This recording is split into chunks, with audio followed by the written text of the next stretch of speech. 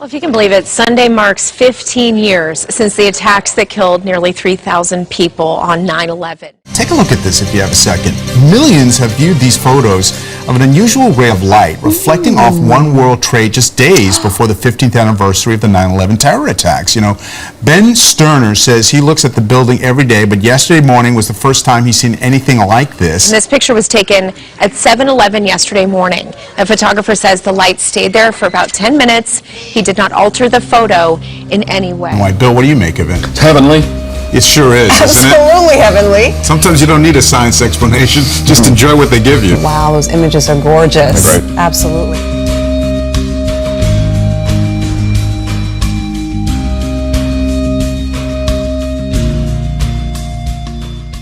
I saw the most incredible rainbow I've ever seen out here. That's perfect. Yeah, it shows the rainbow appears to start right at the World Trade Center site. Isn't that something? Getting a lot of reaction online just one day ahead, of course, of the 14th anniversary of 9/11. Beautiful picture. Beautiful shot. All right.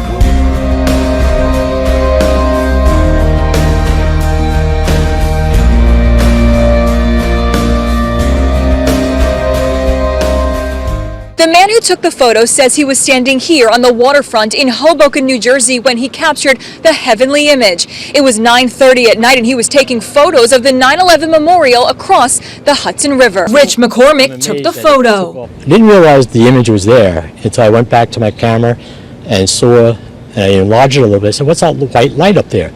And when I enlarged it, and I kept enlarging it, I said, wow, this is amazing. Whatever it is, there's no denying this tribute in light is inspiring the world.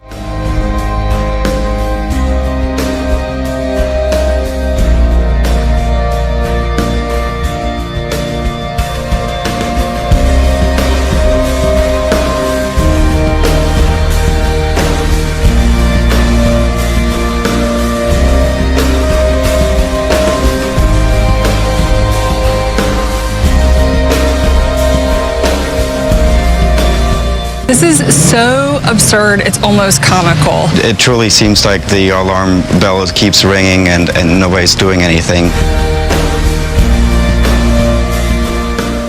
The university that Vanderbilt built is instructing its faculty to introduce themselves to students in a new way, not with just their name, but their preferred pronoun. The school advises them to, quote, offer your name and pronoun in faculty meetings, committees, and other spaces. Now, if these guidelines are confusing to you, Vanderbilt has created a sample poster which clarifies the issue. It provides a handy reference for how to use pronouns. Here's some easy ones. She is an excellent student. He may sexually assault you. Simple, right? They also show proper use of more advanced pronouns, ze, zir, zirs, and ze, here, heres. I'll give you some examples. I support zir in the classroom by honoring zir's pronouns. I love Here's paper, and I honor Here's pronouns. They sound Nordic, don't they? Above all, it urges people to replace such troublesome words like ladies and gentlemen, boys and girls, he or she, with the friendly words everybody, folks, or this person. Now, this may seem like a lot, but don't worry. If you make a mistake, they have the proper response. Thank you for reminding me. I apologize and will use the correct name and pronoun for you in the future. Well, that sounds like something out of one of George Orwell, he, him, his books. You know, I'm trying to be appropriate, and I'm also mindful of Ben and everybody that has to take time after the show when I swear. Ben, our producer, who's going to be having to bleep you after the show. Okay, but so I just want to. You just want to say, get over your selves. I don't care what you call yourself. It doesn't matter. But how did we get to this point in life? I don't understand. Well, it also specifies even if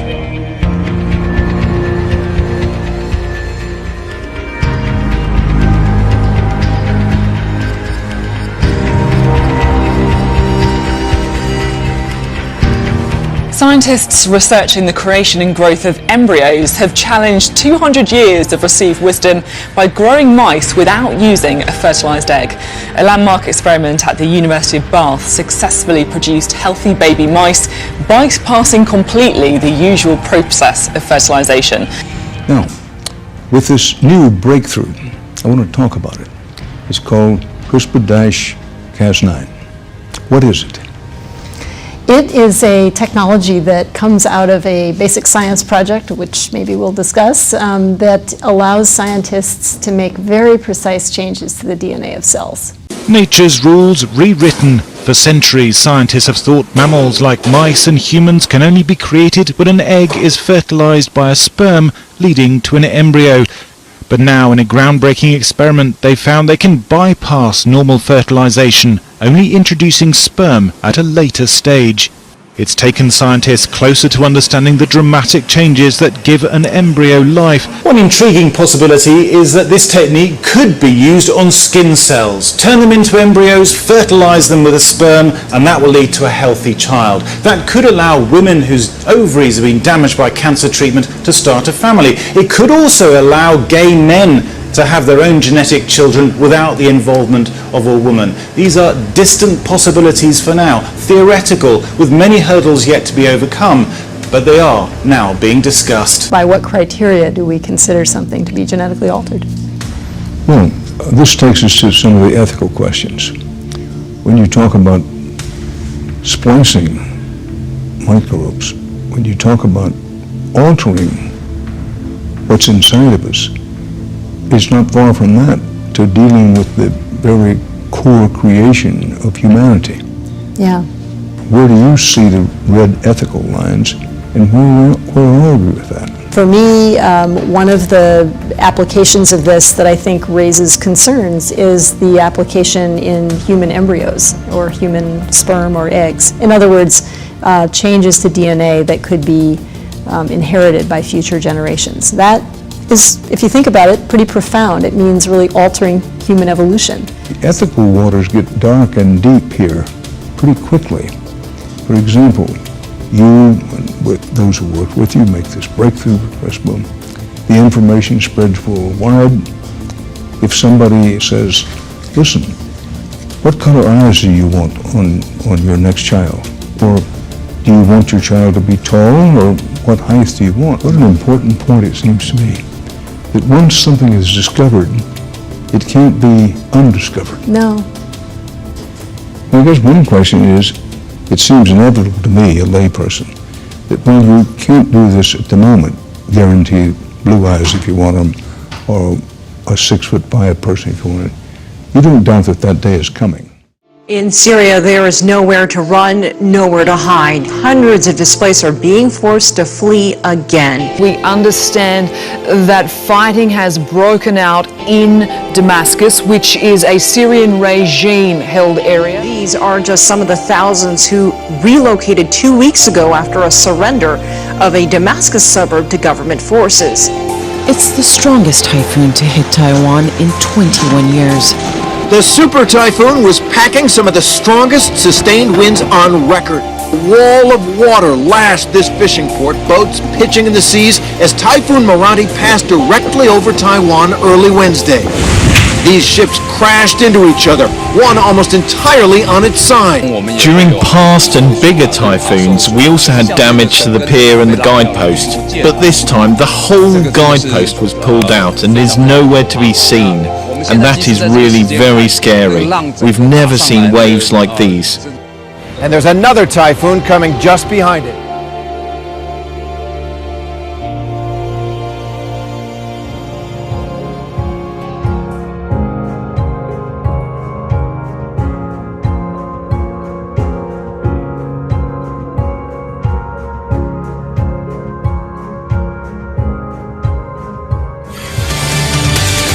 All new at 11, incredible video tonight. A massive sinkhole has opened at the Mosaic's New Wells facility in Mulberry.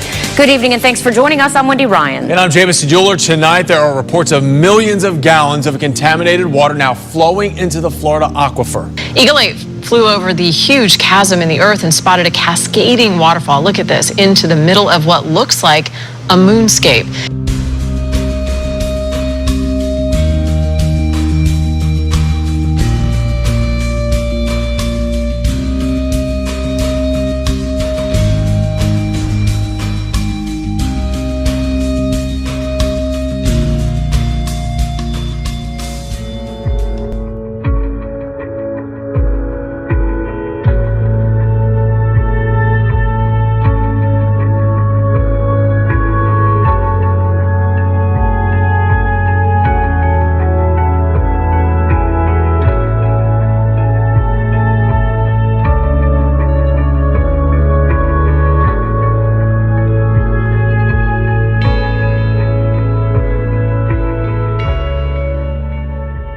On this Thursday with potentially New York's next great landmark. Are you ready for it? No, we have our first preview of what has been a secret project for a little while. Voila. Secret. Look at this. This is going to be weird. Huh.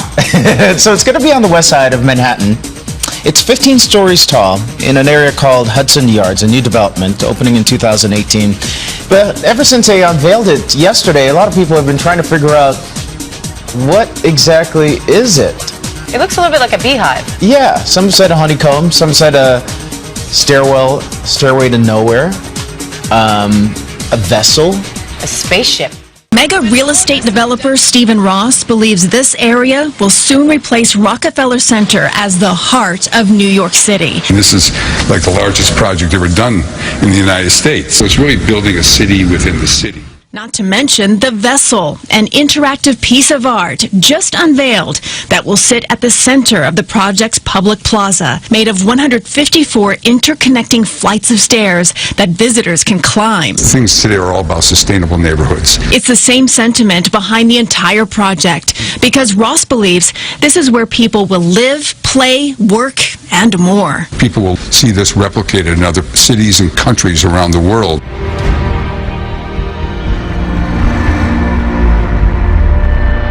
After fighting broke out in Paris. Intermittent shelling and clashes resume on Friday night.